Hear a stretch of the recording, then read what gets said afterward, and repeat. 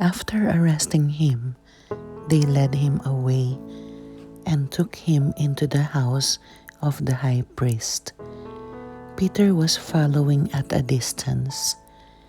They lit a fire in the middle of the courtyard and sat around it, and Peter sat down with them.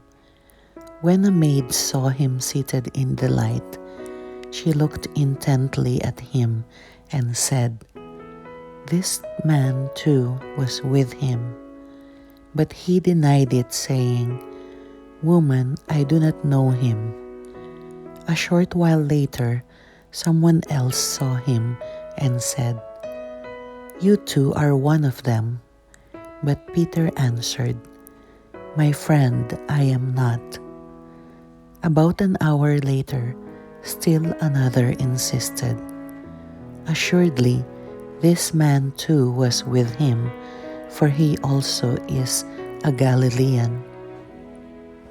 But Peter said, "My friend, I do not know what you are talking about." Just as he was saying this, the cock crowed, and the Lord turned and looked at Peter. And Peter remembered the word of the Lord, how he had said to him, "Before the cock crows today, you will deny me 3 times." He went out and began to weep bitterly. The men who held Jesus in custody were ridiculing and beating him. They blindfolded him and questioned him, saying, "Prophesy, who is it that struck you?"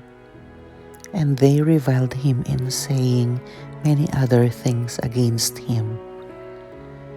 When they came, the council of elders of the people met, both chief priests and scribes, and they brought him before their Sanhedrin. They said, "If you are the Christ, tell us." But he replied to them, "If I tell you, you will not believe, and if I question, you will not respond. But from this time on, the Son of Man will be seated at the right hand of the power of God." They all asked, "Are you then the Son of God?" He replied to them, "You say that I am." Then they said, "What further need have we for testimony? We have heard it from his own mouth." Then the whole assembly of them arose and brought him before Pilate. They brought charges against him, saying, "We found this man misleading our people. He opposes the payment of taxes to Caesar and maintains that he is the Christ, a king." Pilate asked him, "Are you the king of the Jews?" He said to him in reply, "You say so."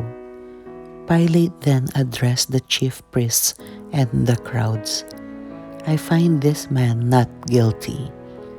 But they were adamant and said, "He is inciting the people with his teaching throughout all Judea, from Galilee where he began even to here." On hearing this, Pilate asked if the man was a Galilean, and upon learning that he was under Herod's jurisdiction, he sent him to Herod, who was in Jerusalem at that time. Herod was very glad to see Jesus. He had been wanting to see him for a long time, for he had heard about him and had been hoping to see him perform some sign. He questioned him at length, but he gave him no answer. The chief priests and scribes meanwhile stood by accusing him harshly. Herod and his soldiers treated him contemptuously and mocked him. And after clothing him in resplendent garb, he sent him back to Pilate. Herod and Pilate became friends that very day, even though they had been enemies formerly. Pilate then summoned the chief priests, the rulers, and the people, and said to them, "You brought this man to me and accused him of inciting the people to revolt. I have conducted my investigation in your presence and have not found this man guilty of the charges you have brought him, nor did Herod, for he sent him back to us. So no capital crime has been committed by him. Therefore, I shall have him flogged and then release him." But all together they shouted, "Away with this man!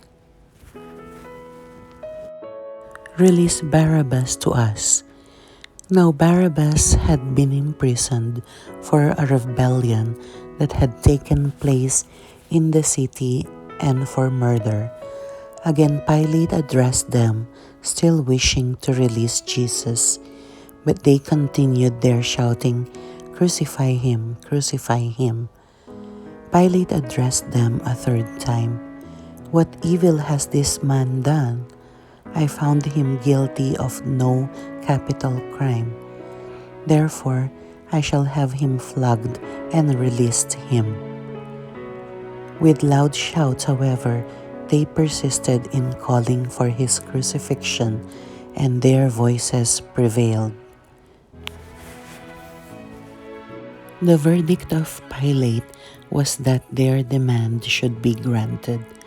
So he released the man who had been imprisoned for rebellion and murder, for whom they asked, and he handed Jesus over to them to deal with as they wished.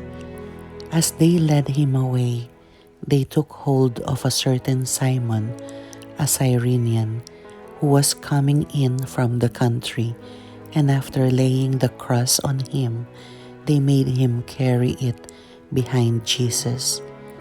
A large crowd of people followed Jesus, including many women who mourned and lamented him. Jesus turned to them and said, "Daughters of Jerusalem, do not weep for me. Weep instead for yourselves and for your children. For indeed the days are coming when people will say, 'Blessed are the barren, the wombs that never bore, and the breasts that never nursed.'